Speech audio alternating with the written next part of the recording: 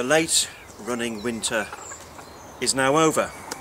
The bees are buzzing, the crops are planted, at least some of them are, and the chicks are in their new hen house.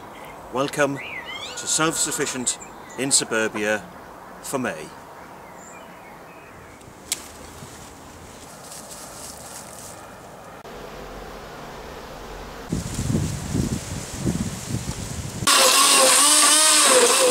Last week we lost a couple of our ducks to foxes. It's the first time we've ever lost any of our livestock to predators, and I must admit it was a bit upsetting, and it's had a bit of a knock-on effect on our plans for quails, because as an emergency measure we've put some of our more recent duck eggs into the incubator to try and recoup the loss that we suffered last week. And duck eggs will take 28 days to hatch, which means that our plans to put quail eggs into the incubator during May have come to nothing, because obviously the incubator is being used for other purposes.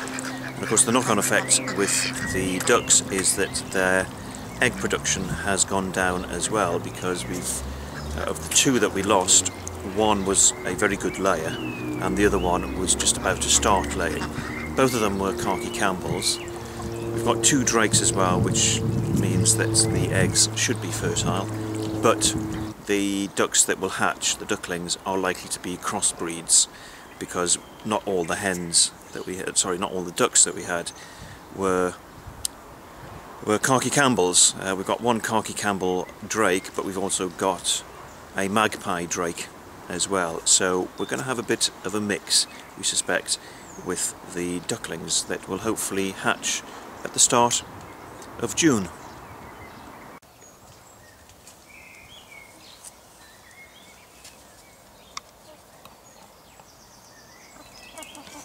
This is the polytunnel that we set up a couple of years ago, and as you can see it's on a raised bed and it's got a frame over it, but at the moment there's no polythene on it. It's actually covered in this netting, and that's to keep the hens off and the ducks off the onion crop that we've got growing in there. And it gave us an idea for the two beds at the top end of the allotment where we want to grow vegetables. What we thought was, if we could create a frame over it, something like this, and we could net it, that would keep the ducks and the hens off our vegetables, and the poultry pretty well destroys anything that we try to grow in the ground in terms of vegetables. But when we did all the prices, calculated how much it was going to cost, we found it was going to be an enormous cost, which rather made the exercise rather futile, because the cost of it would have outweighed any benefits of growing the vegetables there. And then, whilst we were doing our research to find some materials to build the frames and to net them, materials that we decided were too expensive, we discovered a kit for another polytunnel on the internet, which was a fraction of the price of both the polytunnel that we built a couple of years ago and a fraction of the price of the materials we were looking to buy to create the frames. So we've bought two of these polytunnels, which will give us an enormous amount of growing space. They're 5 meters long, 2 meters wide, and they're excellent for keeping the hens off. But most importantly, they're very easy to build. That cost us £80. It's a fraction of the price that we were looking to pay for the materials to build the frames and to net them over.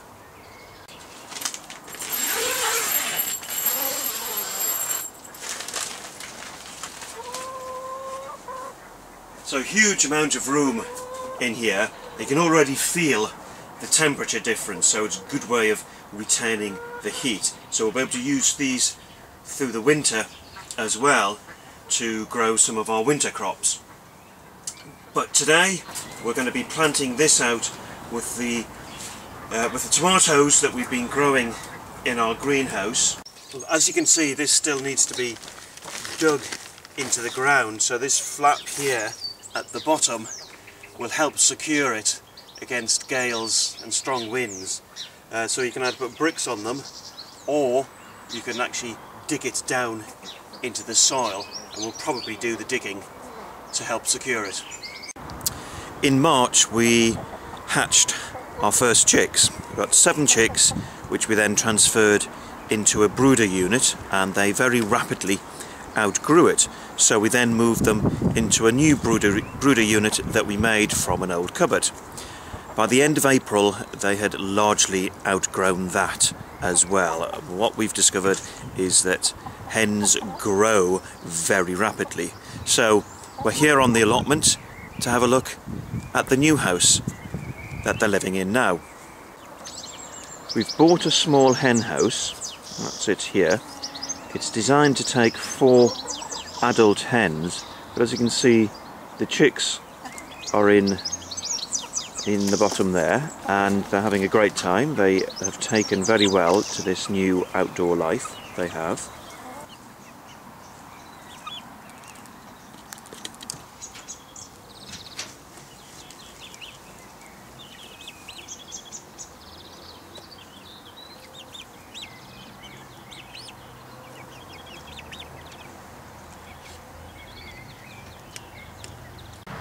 I've mentioned previously that our main allotment in Sunnyside is being refocused so that it concentrates on growing soft fruit, and it's where we keep our poultry.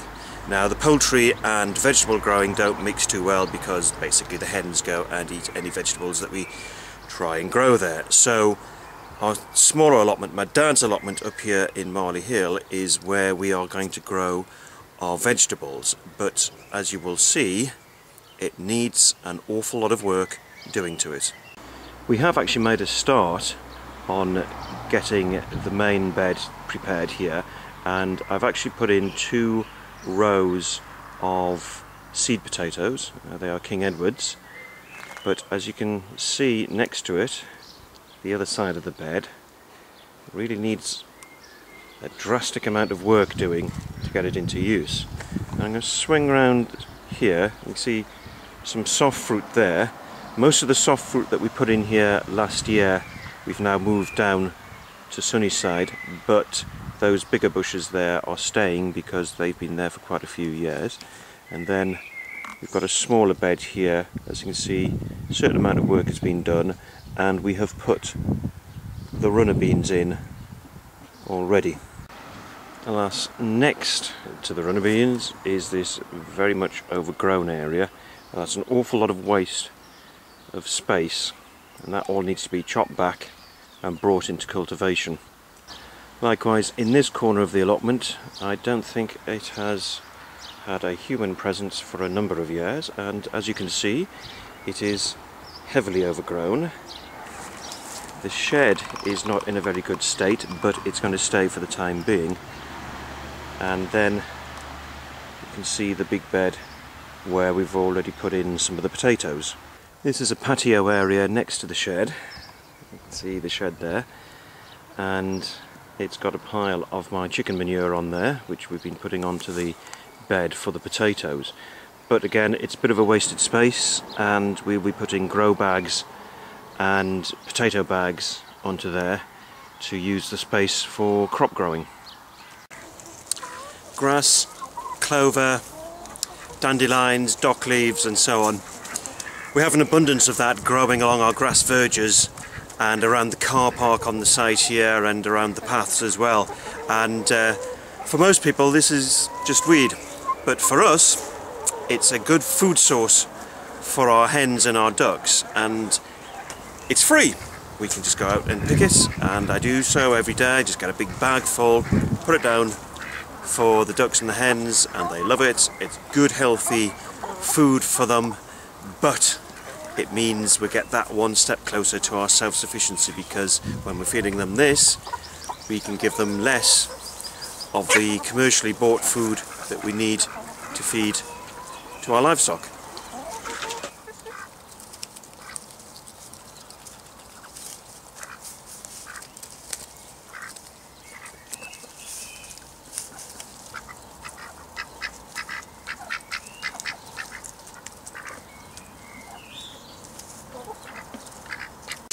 Over the past couple of weeks we've had some really changeable weather.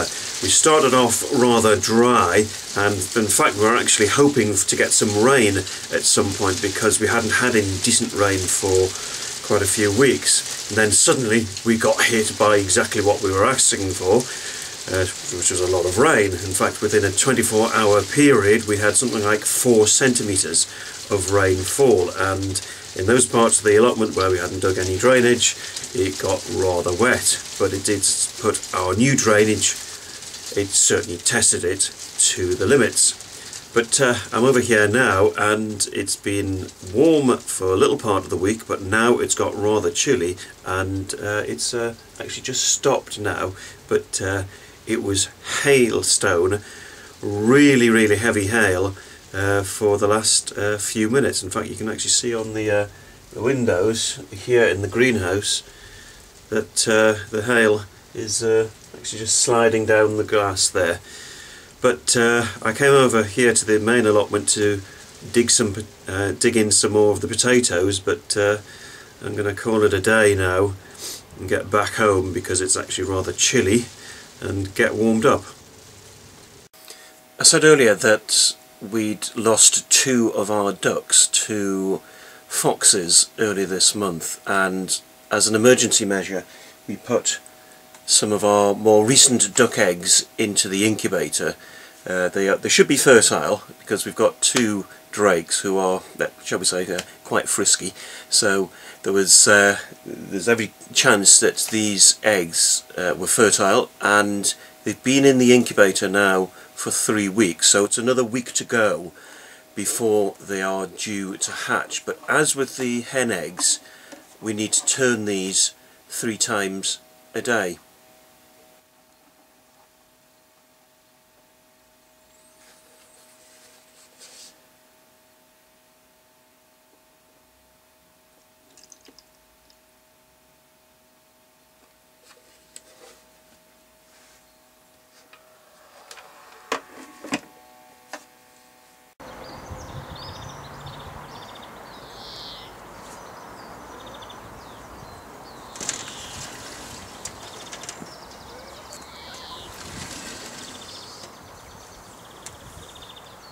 Well, a few days ago I had to take shelter in the greenhouse to escape from the hail. Well, a few days on, and look at it, it's a beautiful spring day, and what's more surprising is we've got a bank holiday tomorrow, and normally bank holiday weekends up here are full of rain, so we're making the most of it. But there's something I want to show you which has brought a real smile to my face. Well, here we have 3 of our 8 beehives, and look at how busy they are, particularly that one in the middle. And that one there is our biggest and strongest colony, and they are working away, sorry about the pun, but as busy as bees. And if we think back a year, we remember all that awful weather that we had. The bees were hardly coming out, and we had no honey crop worth talking about throughout the whole of the year. And that was very much the story for beekeepers across the whole of the country. But now they are doing rather well, and we've done a check on 4 of our hives. 3 of them are in good order. 4th one, it's okay, but it might be a candidate to merge with others. This is the weaker hive, and we've taken off the super that was on top, which contained the fondant, which is in that blue bag. We've left it out for them to finish off. There's a little bit of activity going on. We did find some brood in there, which means that there is a queen in there, but there just weren't many bees, so they've only used about a quarter or a third of the frames. So we are leaving this hive for a while. We'll monitor it and take a decision in the future as to whether we need to merge it with another. What we tend to do with our hives is weigh them down using bricks, but look what we've done here. This is a tub of herbs, and that's there instead of the bricks, and it's really just a way of trying to use our space more effectively. So these herbs are out of the reach of the hens as well, which is a good reason for putting them on top. But underneath here we have some supers on these 3 hives, and the supers are the boxes where the bees store the honey for us to crop later in the year. So hopefully these will be filling with honey as we go into the summer. We are back on Dad's allotment, and as you can see we have now got 8 rows of potatoes planted, but unfortunately, as you can see at the top there, we have still got a lot of weeding to do, and once that weeding is done then we can put the final rows of potatoes in. And at the moment I'm getting slightly concerned that the potatoes are going in rather late. This is the smaller of the 2 beds upon Dad's allotment, and we are using this mainly for onions, garlic and shallots. And there's David, who has just been digging up a lot of mint which was planted in the corner by my dad some years ago and is spreading all over the place. But we also have on here some runner beans as well. You can see behind them a lot of weeding still to do, because that space there needs to be brought into use. Well, mint spreads by the roots, so when we've got it in these ceramic and these concrete pots, it stops spreading, but it means that we can control it here. But the mint is growing rather well at the moment, so at some point in the next few days I'll be making some mint sauce. I mean, the new polytunnel that we've built, we've got one more still to go up, but I've got to prepare the land for that. But this one is now up, and I can really feel the heat in here. This is very effective at trapping the warmth, which given that we're in the northeast of England, is a really useful thing. Now this polytunnel, we're going to focus on growing tomatoes, chilies and peppers, and I'm going to bring in a barrow load of manure and I'm going to spread it and dig it into the ground here and plant some more of our tomatoes.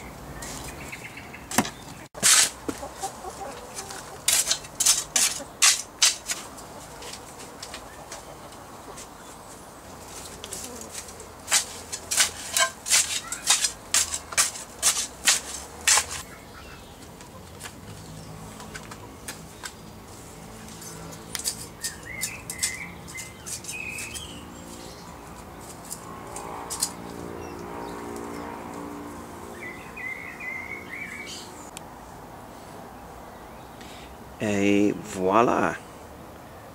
One polytunnel with tomatoes, peppers and chilies.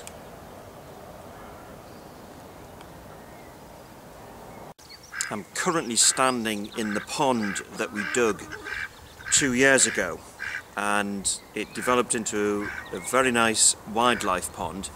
And in the spring last year it was full of newts, and we used to get lots of frogs on the allotment as well. Then in September last year we got the ducks. You might be able to hear them behind me, and basically they wrecked the pond within about 2 weeks. So there's no wildlife in here anymore, and with the duck eggs that we've got about to hatch back home, this pond is going to be too small for the ducks that we've got. So we are extending it by raising the sides of it, and to do that we're using earth that we're digging out from a drainage channel that's running the whole length of the allotment, because that gets very wet when it rains. and that is being used to bank up the side of the allotment. And on the other side of the allotment we've discovered a huge layer of gravel which somebody who had the allotment previously to us had put there, presumably intended to use it for something, but it just simply got smothered in a thin layer of soil, but we've never been able to grow anything on it. We want to use that site now, so all that gravel has to come out. So that goes into the drainage channel that we're digging along the length of the allotment there. And hopefully this allotment will be more useful for the ducks because it will have a much greater volume of water in it. And on the far side of the allotment, on part of the ground where we're digging the gravel out, we're going to put another pond in there, and that'll be fenced off from the ducks so that that can act as a wildlife pond. With the chicks we have 4 hens and 3 cockerels. Now we're not going to keep all 7 of them, and 3 of them are going this weekend to a friend of ours who is expanding the number of hens he's keeping, and he wants 2 hens and a cockerel, so he's coming here sometime this weekend to take 3 of them, but we're not selling them to him as such. We're doing an exchange, and he's a builder and he's getting us some fencing panels which we need for another project that we're going to be setting up sometime hopefully this year when we start to keep goats. And he's got us these big fencing frames because we need these high fences to be able to keep the goats in, and we think it was quite a good deal. 3 of our hens, well 2 hens and 1 cockerel, for 8 of these big fencing frames. This is the path leading to our allotment, and in the corner there is the gate to our allotment, and as you can see we put these big Harris frames up to keep the hens in, stop them wandering off onto other people's allotments, which is not a very good idea to allow to happen at the moment because they eat people's crops. Now above it you can see this great big hawthorn, and that needs to be chopped down to size because it is now shading too much of the allotment. And on this side here, until a week ago there was quite a hawthorn, quite a big hawthorn growing there, and that has now been chopped back as well. Now take a look at that. As you can see, they are the buds, the flower buds for the hawthorn, and they are all still buds, no flowers, not yet. And we are into the last few days of May, and hawthorn, sometimes known as Mayflower, has not yet come into blossom.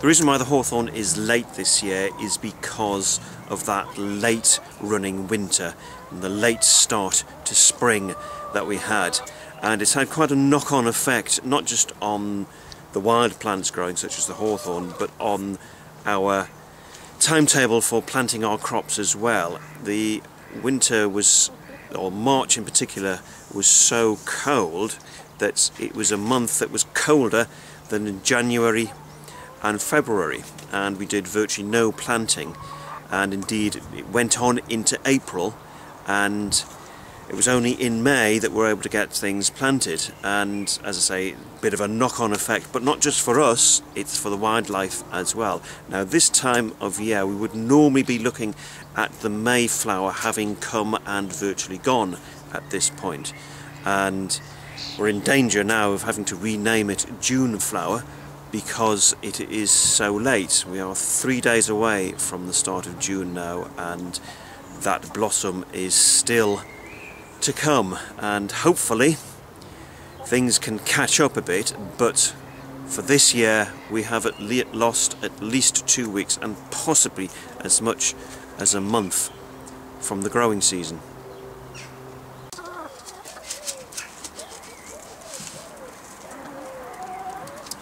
Well, that's it for Self-Sufficient in Suburbia in May. Join us next month when hopefully we'll have the pitter-patter of tiny little webbed feet. See you then. Oi. Come on.